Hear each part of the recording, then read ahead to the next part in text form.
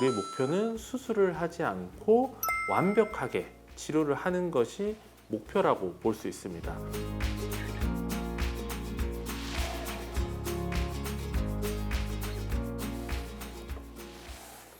안녕하십니까. 마디세상에서 무릎을 보고 있는 조율이라고 합니다.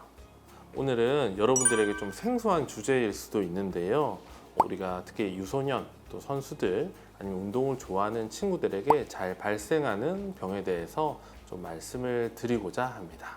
OCD는 굉장히 좀 특징적인 병입니다. 왜냐하면 어른들에서 OCD가 생기는 경우는 굉장히 드뭅니다. 특징은 우리가 10만 명당 한 15명에서 한 30명 정도 생긴다 돼 있는데요. 저는 진료실에서 실제로 일반인들을 보는 경우는 굉장히 드물고 대부분 엘리트 유소년 선수인 경우가 많습니다. 그래서 나이대가 어린 경우가 많은데요. 주로 10세에서 20세 사이 정도, 청소년기에 많이 오게 되는데, 이때 이제 유소년 선수들이 운동을 많이 하면서 뭔가 이제 이벤트들이 생겨서 옵니다. 근데 이때 특히 13세 전후라면 이제 성장판이 아직 닫히지 않은 시기에 우리가 병이 온다라는 거죠. 그래서 이유는 정확하게 모릅니다. 왜 발생하는지는. 일반인들한테 오지 않고 대부분 유소년 엘리트 선수들에게 오는 것을 비추어 볼 때 80% 이상에서는 어떤 반복적인 외상, 내 몸이 견딜 수 없는 운동을 반복적으로 많이 할 경우에 어떤 피로도 아니면 스트레스가 한 곳에 응집되면서 뼈와 연골에 염증 반응이 생기면서 떨어져 내려오지 않나, 이렇게 생각을 하고 있는 것이 이 병의 특징이라 할 수 있습니다. 보통 아파서 오거든요. 근데 이게 1, 2주간 아픈 게 아니고 우리 아이가 운동을 하는데 집에만 오면 아파요. 근데 그게 한 3, 4개월 정도. 왜냐하면 나중에 진단해서 말씀을 드리겠지만 우리가 조금 아플 때 엑스레이를 찍었을 때 무릎 엑스레이상 거의 보이지 않는 경우가 많습니다. 그래서 이걸 진단 분류법을 따르면 스테이지를 나누는데, 스테이지 1, 2에서는 잘 찾지 못하는 경우도 많고 안 보이는 경우도 많습니다. 그렇기 때문에 우리가 뒤늦게 몇 개월 이상 아파서 전에 병원에서는 특별히 검사해서 이상이 없었는데 계속 아파서 왔어요, 이런 경우가 많고요. 왜냐하면 아이는 아픈데 엑스레이상 이상이 없다 보니까 계속 운동을 하기는 하는데 무릎에 통증이 있다 보니 근육이 위축이 오는 거죠. 그래서 허벅지 근육이 쭉 빠진 채로 아이가 오면 이 OCD를 의심하라, 이런 말도 있습니다. 그리고 이 병이 좀 심해져서 실제로 떨어져 나온 병변이 불안정하기 때문에 무릎을 돌아다니게 됩니다. 이때 돌아다닐 때 무릎이 탁 걸리기 때문에 아이들이 무릎을 다 펴지도 못하고 다 구부리지도 못하는 상태로 휠체어로 이렇게 오는 경우도 있습니다. 우리가 엑스레이를 통해서 우리가 일단 의심을 하게 되죠.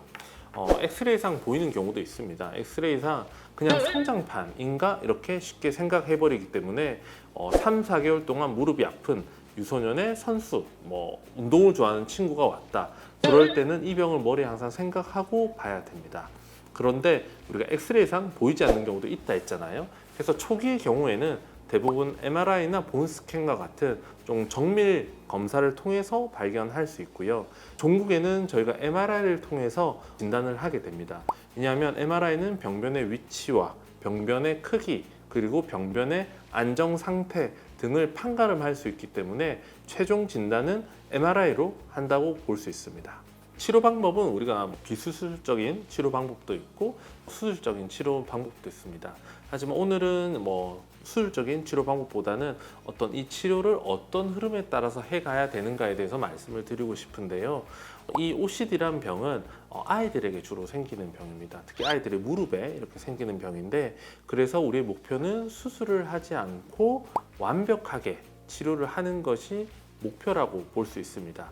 그래서 진단 시기가 중요한데, 우리가 남자 여자 거의 다 13세 전후로 이렇게 성장판이 닫히기 시작하는데요. 이 13세라는 나이가 굉장히 중요합니다. 그래서 13세 이전에 발견되는 경우에는 우리가 반 이상에서 거의 완치가 된다고 되어 있습니다.